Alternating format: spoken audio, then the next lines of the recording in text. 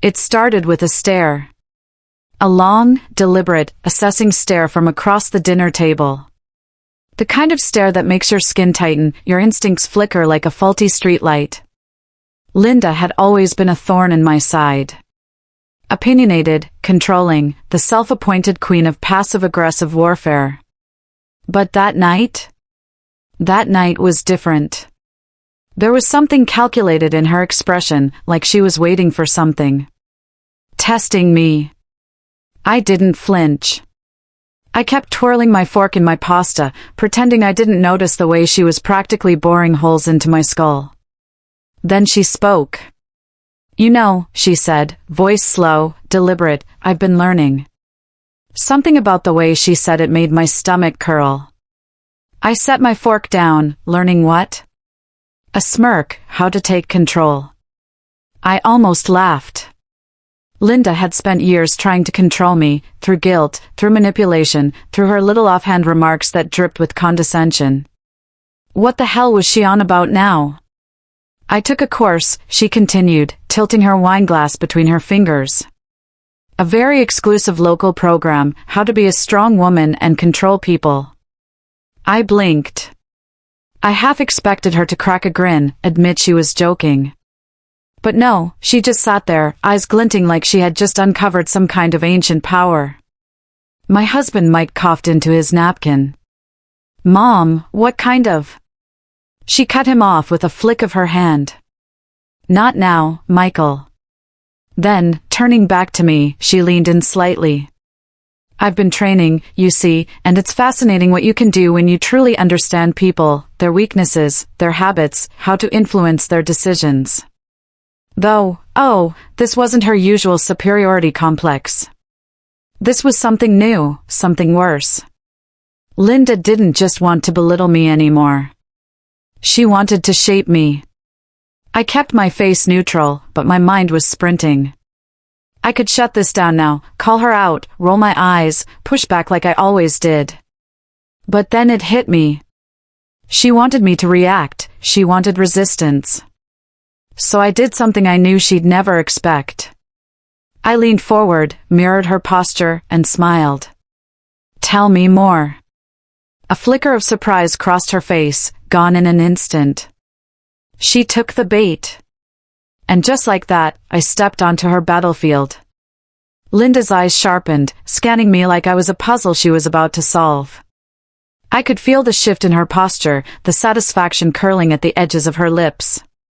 She thought she had me, thought I was interested. Good, let her think that. She took a delicate sip of wine, savoring the moment. "The first step," she said, "is understanding leverage. Everyone has something that controls them. Fear, insecurity, guilt, you just have to know where to press." Mike shot me a look across the table, his expression somewhere between "what the hell is happening" and "do we call an exorcist?" I ignored him. I tilted my head. "And what's your leverage, Linda?" She smiled, but it didn't reach her eyes. "Nice try, dear."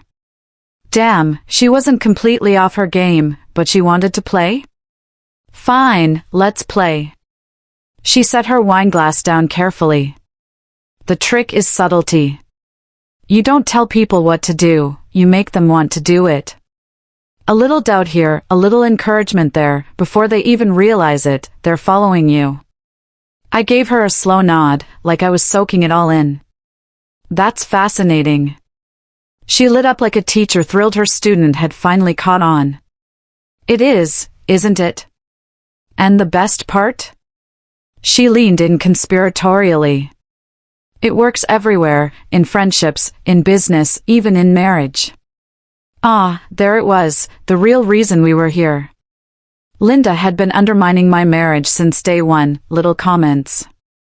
Innocent suggestions to Mike about how I could be better, how I should handle things differently. And now she was going for the kill. But she wasn't expecting me to fight back. I let out a thoughtful hum, "And how do you know it works?" Her smile sharpened, "Because I've tested it." Mike stiffened beside me, "Mom." She waved him off like an annoying fly. Oh, don't be so dramatic, it's just psychology. For instance, she turned her gaze to me, her voice dripping with amusement.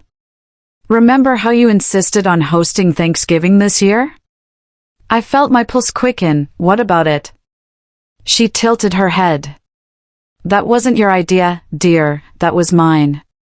I forced myself to stay calm, but a prickle of unease crawled up my spine. Excuse me. Linda let out a soft, patronizing laugh. I planted the thought weeks ago. You were hesitating, unsure if you could handle the whole family, and I simply encouraged you, made it seem like your choice. And now, you're doing exactly what I wanted. A cold weight settled in my chest. She was lying, right? Except was she? I had hesitated, I had second-guessed myself, and Linda had been so supportive about it, so reassuring. No, she wasn't in my head, she wasn't pulling my strings. I forced a smile. That's impressive, Linda. She beamed. I know. I met her gaze, steady and unblinking. Teach me more. For the first time, a flicker of uncertainty crossed her face. She hadn't expected me to embrace it. But by the time she realized her mistake, it would be too late. Linda thought she had me, thought I was wide-eyed and eager to be molded. Good, that was exactly where I wanted her. She leaned back in her chair, satisfied. All right, she purred, like some kind of twisted mentor, let's see how much you can really learn. I kept my face carefully neutral as she flipped open her battered little notebook. It was filled with scrawled notes, underlined phrases, bullet points about power, control, manipulation. A wannabe Machiavelli manual. She tapped a section with her manicured nail. Influence is a dance, she said. You guide people by making them believe they're guiding themselves. I raised a brow, like Thanksgiving. Linda smirked, exactly. I nodded, pretending to absorb every word. So how do you know when you've won? Her eyes flashed with excitement. Simple, when they start repeating your thoughts back to you, thinking they came up with them. I let out a slow hum, glancing at Mike, who was staring at both of us like we had just entered some kind of psychological deathmatch. Poor guy, he had no idea he was about to witness the real game begin. I turned back to Linda, feigning curiosity. So, have you used these techniques on anyone else? She took a long sip of wine, letting the tension drag. Oh, of course. I smiled, waiting. And then she dropped it. Like with Michael. My husband stiffened. Mom. She waved him off again. Oh, don't act so shocked, dear.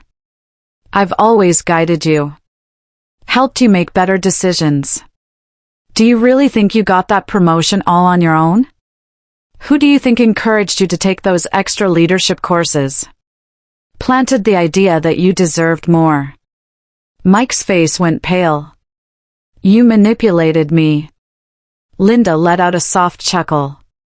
I helped you, and look where you are now, thriving.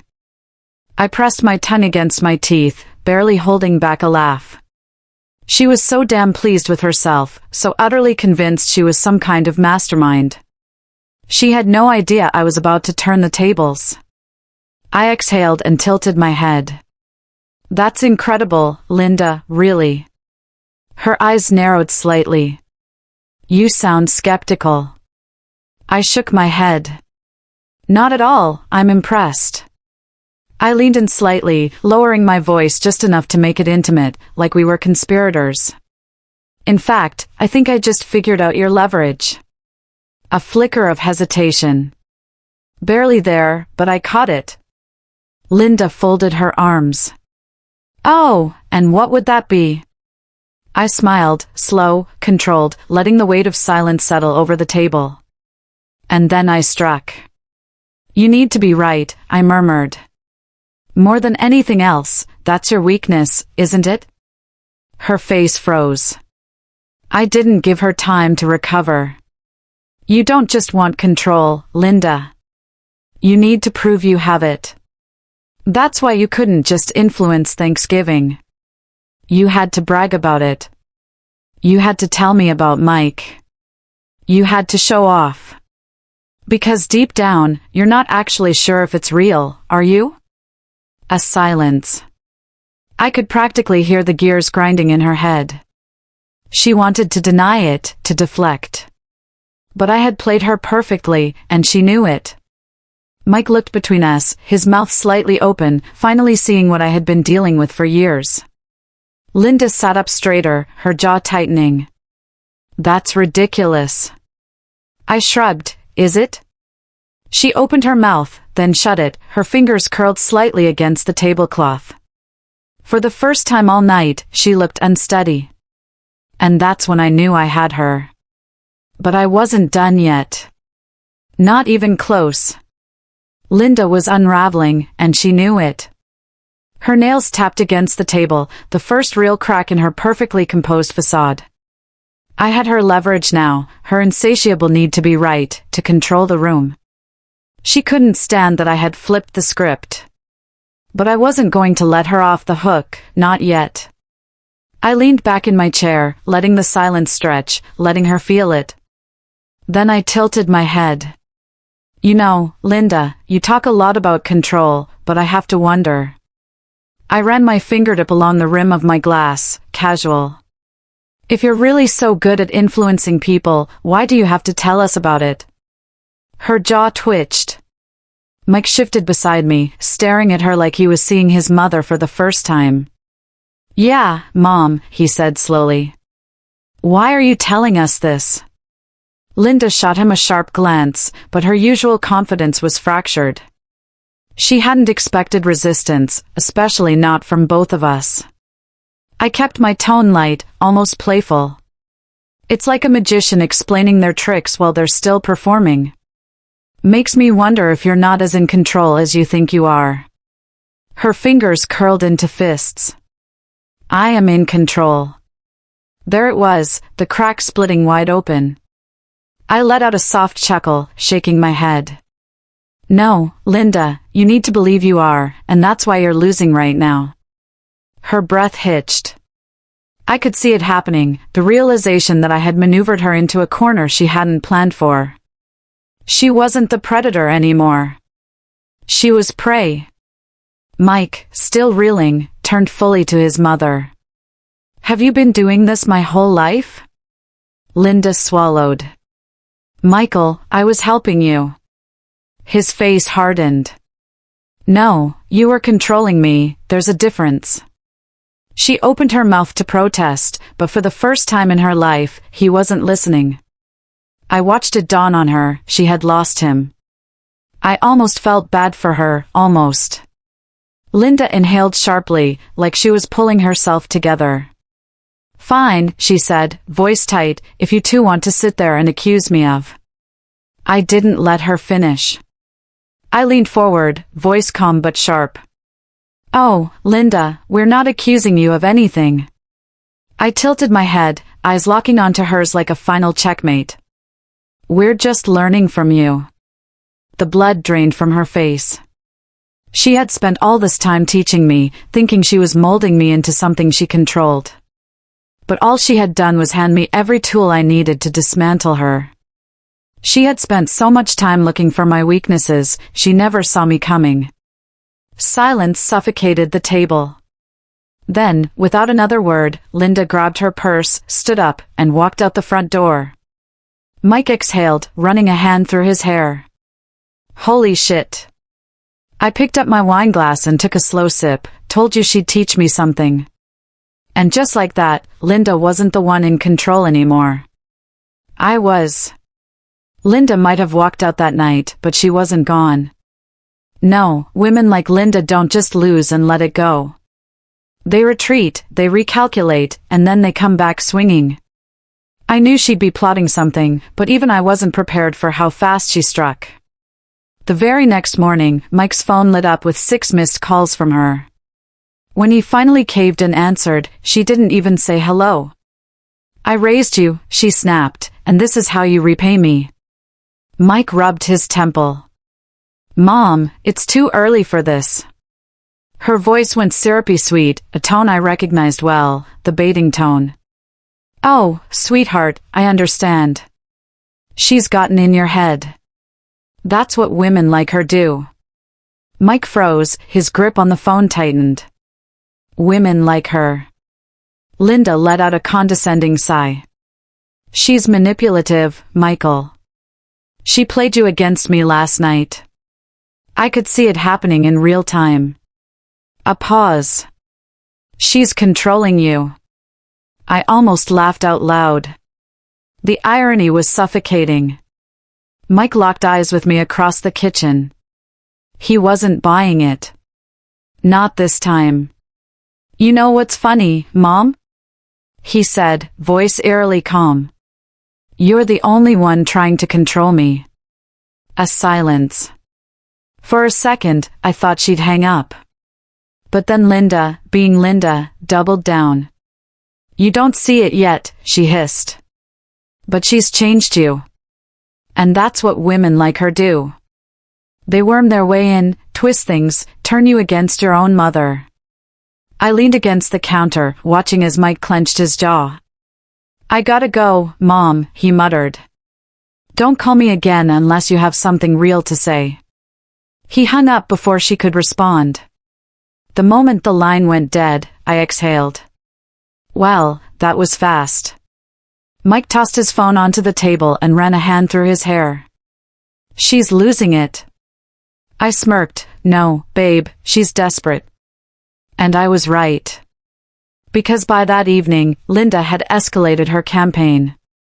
She wasn't just calling Mike anymore. She was calling his work. I found out when he stormed into the living room, his face thunderous. You're not gonna believe this. I set down my book, Try Me. He let out a humorless laugh. She called my boss, told him she was concerned about my home life, said you were controlling me, that I was acting strange, like I was in a damn cult or something. I sat up straighter. You're joking. Oh, I wish I was. I sucked in a breath. Linda had always been a nightmare, but this? This was next level.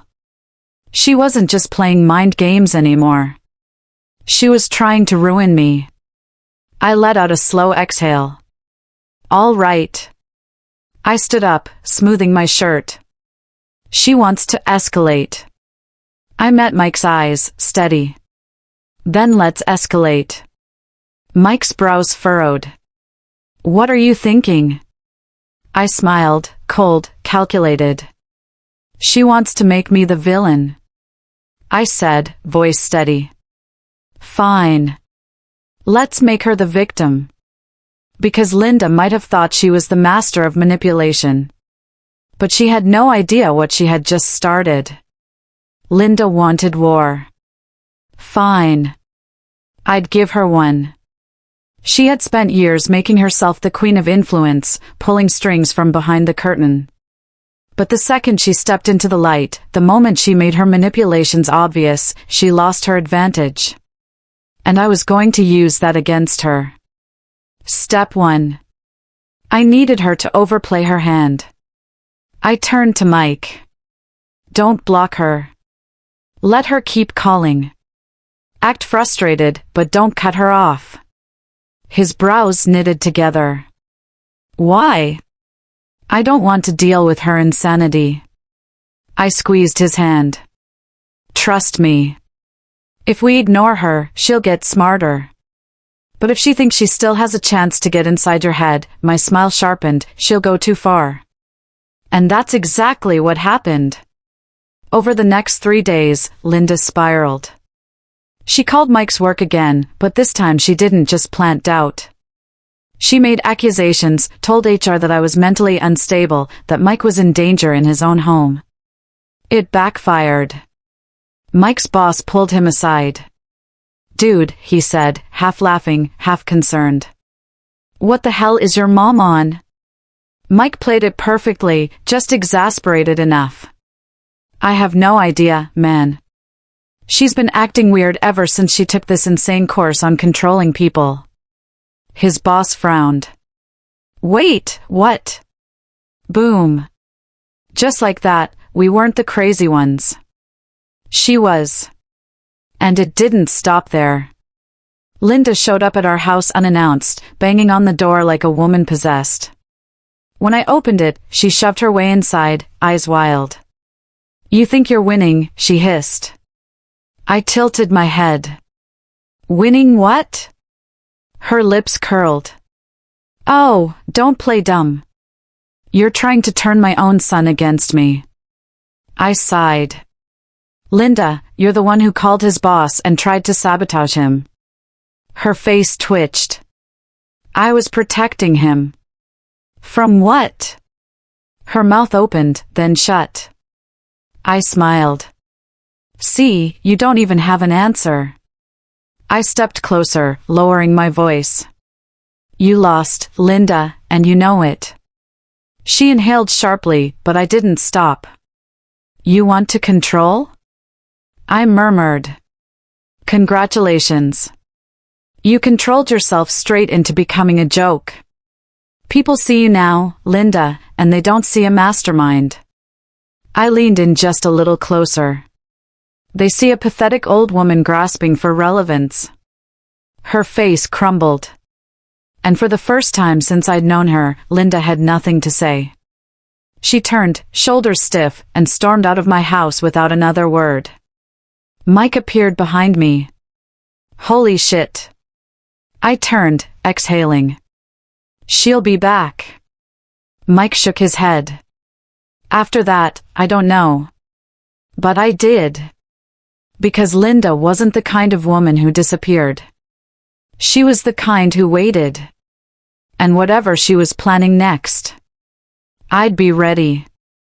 Linda disappeared for 3 days. Not a text, not a call. Nothing. Which meant one thing. She was plotting. And sure enough, on the 4th day, Mike's phone lit up with a single text from her. No long-winded manipulations.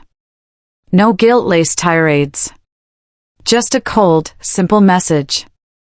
"Family dinner. My house. 7 p.m. Be there." Mike looked at me, eyebrows raised. "What do you think?" I smirked. "Oh, we're going." He let out a groan. "Babe, come on." I cut him off with a knowing look. Linda's not the type to surrender. She wants a rematch. I grabbed my coat. "Let's give her one." Be there. Linda's house was pristine. Too pristine. She had set the table like it was Thanksgiving dinner. Candles, folded napkins, a roast in the center. But what really caught my attention? The seating arrangement. She had put me directly across from her. A battlefield. The second we sat down, she smiled, perfectly poised, and poured Mike a glass of wine. "I'm so glad you both could make it." Mike sipped cautiously. "You've been quiet." She gave a delicate shrug. "I've been thinking." I met her gaze head-on. "About what?" Linda folded her hands, eyes locked onto mine like a challenge. "About power." And there it was. Mike stiffened beside me, but I stayed relaxed, swirling my own wine. "Really? What did you learn?" Her smile didn't falter. "That power isn't just about control." She picked up her fork, cutting into the roast with deliberate precision. "It's about perception." She popped a bite into her mouth, chewed, swallowed. "And I realized I miscalculated you." Mike blinked. "You're admitting you were wrong." Linda ignored him. Her eyes were on me. "You're not weak," she continued. "You're patient." I smiled, tilting my head. "Took you long enough." She chuckled almost approvingly. "Clever girl." A thick silence settled over the table. Mike shifted uncomfortably. "So what is this, a truce?" Linda sipped her wine, considering. Then she leaned in slightly. It's an opportunity. I raised a brow. For what? Her smirk returned, slow and knowing. For us to work together. And that I hadn't expected. Mike nearly choked on his drink. What? Linda ignored him. We're alike, she said smoothly. More than I realized. And if we combined our efforts? She leaned back, watching me carefully. We could be unstoppable. I let out a slow breath, pretending to consider it. You think I'd trust you? Her lips curled. You already understand me, dear. That's closer than trust. My mind raced. This was her pivot. She had lost control of Mike. She couldn't manipulate me. So now she was trying to recruit me. She wasn't planning to fight me anymore. She wanted to align with me. I sat back, swirling my wine, letting the moment stretch. And then I smiled. Oh, Linda, I murmured. You have no idea what I'm capable of. Her eyes gleamed. And just like that, the game changed. Linda thought she had me. Thought she could flip the script, align with me, turn us into some twisted power duo. She had no idea I was already 3 steps ahead. I set my wine glass down slowly, locking eyes with her across the candlelit table. You want us to work together? I mused, dragging out the moment. That's an interesting proposal. Linda smirked, mistaking my intrigue for hesitation. You're smart, smarter than I gave you credit for. She took a slow sip of wine, savoring her words. Think about it. You and I, we could control everything. People listen to me. But you? She cocked her head. You understand how to play the long game. I felt Mike tensing beside me, his fingers twitching on the table like he was resisting the urge to flip it over. He still thought this was a battle to be won. He didn't realize it was already over. I leaned forward slightly, lowering my voice just enough to make Linda do the same. You're right, I murmured. We are alike in a lot of ways. Her lips parted slightly, surprise. She hadn't expected me to admit it so easily. I let the silence stretch just enough to let her believe she had me. Then I struck. But the difference between us, Linda? I tilted my head, voice soft, razor sharp. I don't need to control people to win. Her smirk faltered, just a flicker, but I saw it. I leaned back, exhaling like this was all just casual conversation. See, real power isn't about making people bend to your will. It's about making them want to stand beside you. I gestured toward Mike. And that's why you lost him. Her nostrils flared, but she schooled her features into a mask of calm. I wasn't done. I smiled, slow and deliberate. And that's why you're losing me too. Linda's grip on her wine glass tightened. You think you've won? She hissed, the facade cracking wide open. I gave a casual shrug. I don't think I have, Linda. I picked up my napkin, dabbing my lips. I know I have. Her breathing was uneven now. Her fingers twitching. Her carefully constructed world crumbling in real time. Then I delivered the final blow. I pushed my chair back, standing up smoothly. Thanks for dinner, I glanced at Mike, ready to go. Mike didn't hesitate. He stood up, tossing his napkin onto the table, more than ready. Linda's mouth opened, closed, then opened again, scrambling for something, anything to say. But she had nothing. Because for the first time in her life, she wasn't the one holding the strings. I turned to her one last time, meeting her gaze with nothing but quiet finality. Goodbye, Linda. And then I walked out. I didn't hear her move, didn't hear her call after us. Because she knew. There was nothing left to say. Back in the car, Mike let out a long breath, running a hand through his hair. Holy shit. I smirked, buckling my seatbelt. Told you I'd handle it. He turned to me, shaking his head in disbelief. I don't know whether to be terrified of you or in love with you. I grinned, both as an option. As we pulled away from Linda's house, I glanced at the rearview mirror. For the first time in years, I wasn't dreading what came next. Because it started with a stare. A long, deliberate, assessing stare from across the dinner table. The kind of stare that makes your skin tighten, your instincts flicker like a faulty streetlight. Linda had